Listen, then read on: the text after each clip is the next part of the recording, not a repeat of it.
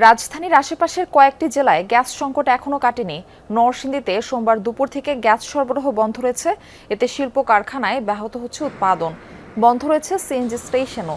চুলা না জ্বলায় ভোগান্তিতে আবাসিক গ্রাহকরা। তিতাস কর্তৃপক্ষ জানিয়েছে, যেটুকু গ্যাস পাওয়া যাচ্ছে তার পুরোটাই ঘোড়াশাল পলাশ ইউরিয়া সার কারখানায় অগ্রাধিকার ভিত্তিতে সরবরাহ করা হচ্ছে। দ্রুত সংকট সমাধানের আশা তাদের। নারায়ণগঞ্জে পর্যাপ্ত গ্যাস না পাওয়ায় শিল্প কারখানায় ব্যাহত হচ্ছে উৎপাদন। পাম্পগুলোতেও রয়েছে ভোগান্তি। এদিকে গাজীপুরের সিএনজি স্টেশনগুলোতে গ্যাসের চাপ আগের চেয়ে বেড়েছে।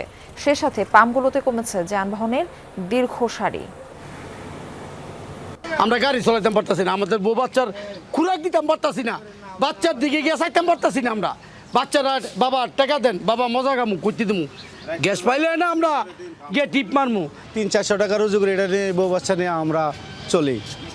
তারপরেও আমাদের কিস্তি মিস্তি আছে, এগুলিও দিতে পারতেছি না। রীতিমতো আমরা গ্যাস পাই না বিদায়। মাঝখানটা কিছুদিন দিছিল, স্বাভাবিক হয়েছিল, আবার এই সমস্যাটা হয়েছে, কিন্তু এটা নির্ধারিত কেউ দিতে পারতেছে না তথ্যটা যে এটা কবে সমাধান হইব।